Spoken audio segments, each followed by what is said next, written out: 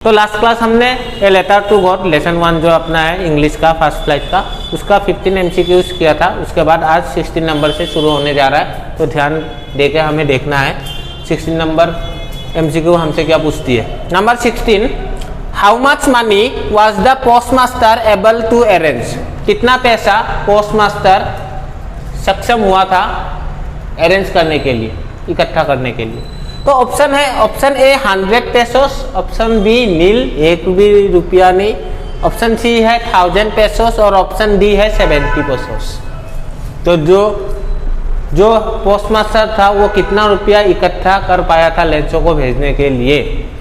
तो ऑप्शन कौन सा ऑप्शन होगा आंसर, कितना पैसा वो इकट्ठा कर पाया था। 100 पेसोस नहीं, 100 पेसोस तो लेंसो ने मांगा था, लेकिन वो 70 पेसोस ही इकट्ठा कर पाया था। वो भी कैसे इकट्ठा किया था, अपना पार्ट ऑफ सैलरी दिया था उसने, अपने एम्प्लॉय से कुछ पैसा लिया था, तभी भी 100 पेसो नहीं जुटा पाया वो, तो 70 पेसोस ही जुटा पाया, उतना ही भेज दिया वो। तो इसका आंसर होगा 70 पेसोस।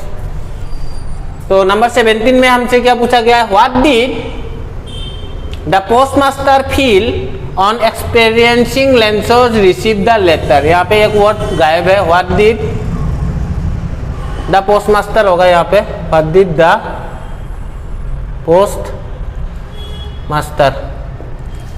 पोस्टमास्टर फील, पोस्टमास्टर ने कैसा अनुभव किया था on experiencing Lencho's receive the letter. जब लेंसो ने उस लेटर को रिसीव किया था, उसे देखकर पोस्टमास्टर ने कैसा अनुभव किया था, कैसा अनुभव किया था, गुस्सा आया था क्या उसे।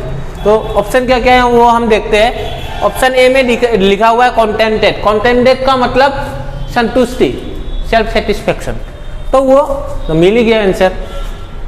पोस्टमास्टर का फीलिंग कैसा था जब उन्होंने लेंसो को लेटर को रिसीव करते हुए देखा, वो मतलब कॉन्टेंटेड फील किया था।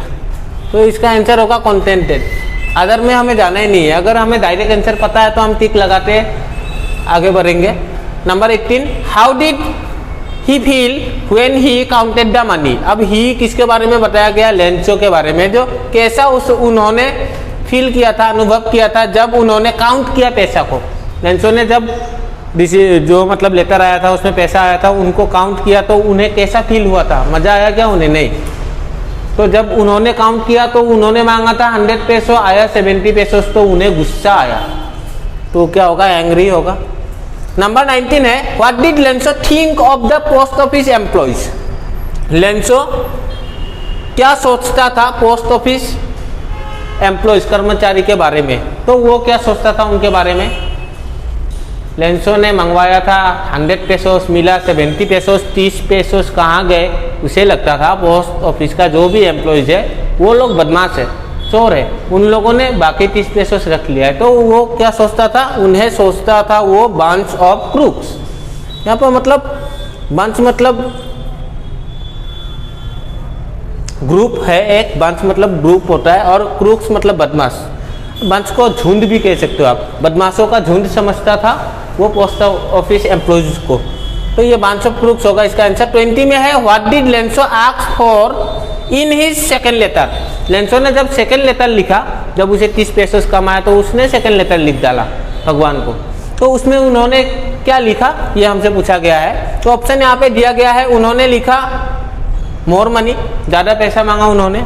ऑप्शन बी में पूछा गया है रिमेनिंग अमाउंट, बाकी पैसा, and not send it by mail.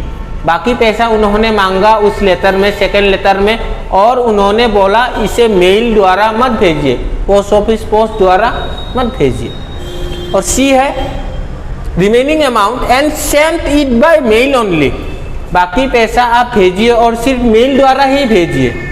Number D, he did not ask for anything. उस लेटर में उन्होंने कुछ मांगा ही नहीं। तो क्यों लिखा लेटर, कुछ मांगा था उन्होंने, क्या मांगा था, पैसा मांगा था, रिमेनिंग अमाउंट, और उन्होंने क्या बोला था, पोस्ट ऑफिस द्वारा मेल द्वारा मत भेजिए, क्योंकि पोस्ट ऑफिस का जो एम्प्लॉय वो क्या है, बंच ऑफ क्रूक्स है, हमें पता ही है।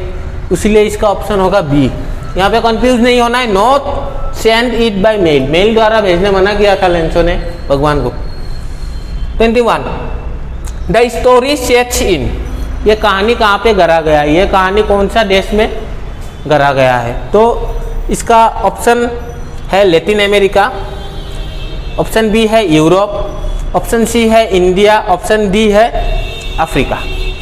तो जैसे कि हमें एक मतलब चीज़ ऊपर में मिला है पेसोस। पेसोस का मतलब क्या होता है? करेंसी होता है ना, मुद्रा। तो पेसोस कौन सा देश का करेंसी है? लेकिन अमेरिका का करेंसी है। हमें एमसीक्यू में भी मिल चुका है। तो ऑब्वियसली लैटिन अमेरिका में ही ये कहानी गढ़ा गया है। तो इसका ऑप्शन होगा option A. Number 22, what else did the reply demand apart from goodwill, ink and paper? वो जो रिप्लाई था, वो रिप्लाई का क्या डिमांड था? उसमें सिर्फ गुडविल, इंक और पेपर से लिख देने से ही, लिख कर ही अगर रिप्लाई दे दिया जाए उसी से हो जाता, या उसमें और कुछ चीज़ अलग से कुछ मतलब डिमांड था? उस लेटर का स्पेशली डिमांड क्या था वो पूछा जा रहा है इस क्वेश्चन में। तो नंबर ए लिखा हुआ है लॉस्ट क्रॉप। उस लेटर ने लॉस्ट क्रॉप, जो क्रॉप चला गया, बर्बाद हो गया, डिस्ट्रैक्ट हो गया, वो मांगा है लेंचो ने उस लेटर में। क्या ये होगा? नंबर बी है मनी, पैसा। उस लेटर का मांग क्या है, डिमांड क्या है? पैसा। नंबर सी, उस लेटर का डिमांड क्या है? God's signature. गॉड एक सिग्नेचर करके भेज दे, वो होने से ही हो जाएगा। या फिर ऑप्शन डी है न्यू सीड्स, नया से बीज का। नया से बीज मतलब लेंसो ने बोला है भिजवा दो मेरे लिए। तो इस लेंसो का जो मतलब लेटर था, उसका डिमांड एक्चुअली में है पैसा, और उसने पैसा ही मांगा था 100 पेसोस। तो इसका आंसर होगा मनी, पैसा, पैसा।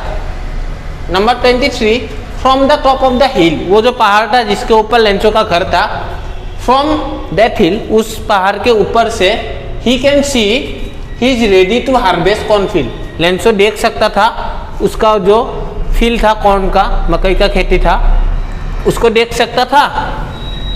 अलॉन्ग विथ, किसके साथ देख सकता था? मतलब उसमें सिर्फ एक फील्ड ही था और कुछ उसके अलावा और कुछ दूसरा चीज भी था क्या? तो हम लेसन में हमें मिला है एक कॉर्न फील्ड था और एक नदी भी था, एक रिवर था।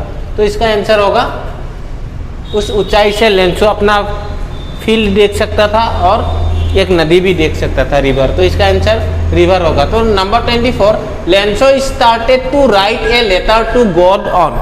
लेंसो ने शुरू किया टू राइट ए लेटर, एक लेटर लिखना, ऑन, किस दिन को? तो यहाँ पे है मतलब वीकडे का नाम सब है यहाँ पे, Monday, Sunday, Thursday and Saturday. किस दिन को उसने लिखना शुरू किया था? तो ये फॉलोइंग संडे बोल के एक वर्ड वहाँ पे लिखा हुआ है बुक में। तो मतलब संडे को दिन उसने लेटर को लिखना शुरू किया था। ये होगा Sunday morning. 25, who is the woman in the story? उस कहानी में एक महिला का बात बोला गया है। एक महिला ने बुलाया था उन सबको, लेंसो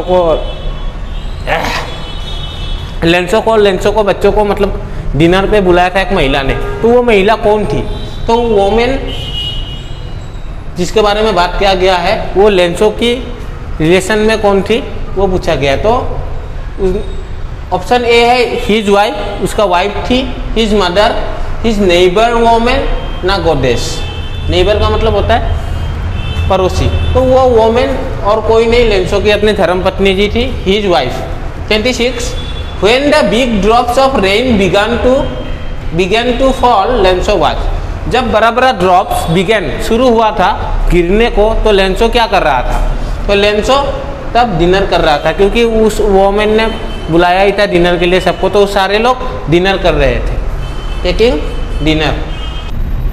नंबर 27, बहुत ही अच्छा प्रश्न पूछा यहाँ पे हम लोगों से, what is meaning of locust? Locust का मतलब क्या है? तो जैसे कि हमें पता है लोकस्ट एक ग्रुप है, क्या का ग्रुप है? इंसेक्ट का ग्रुप है। लेंसो ने अपने बच्चों से कहा था अगर इस तूफान के जगह लोकस्ट का ग्रुप भी होता तभी भी कुछ रख के जाता हमारे फील्ड में, लेकिन इस तूफान ने हमारे लिए कुछ नहीं रखा है। तो लोकस्ट का मतलब है एक ग्रुप है इंसेक्ट्स का, जो मतलब उड़ते हैं एक ग्रुप में और तबाही मचा देते हैं पूरा फील्ड में।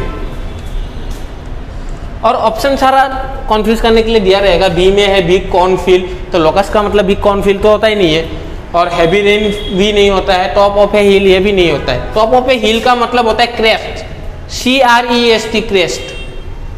क्रेस्ट का मतलब होता है टॉप ऑफ ए हिल। तो ये याद रखना। तो अगर अच्छा से ये समझ में आया तो इसे रटना नहीं है, एक बार अच्छा से देख लो, समझ लो, बस खत्म।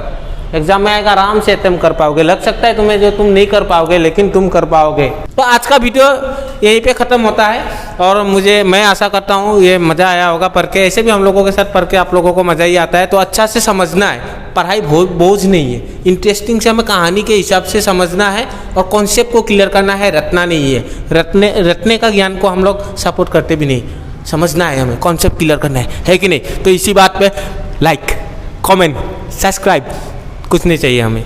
प्यार से आप जिनको भी मदद कर सकते हो इस वीडियो को उनके पास भेज दीजिए, बस इतना ही चाहिए हमें। Tata, bye bye, see you.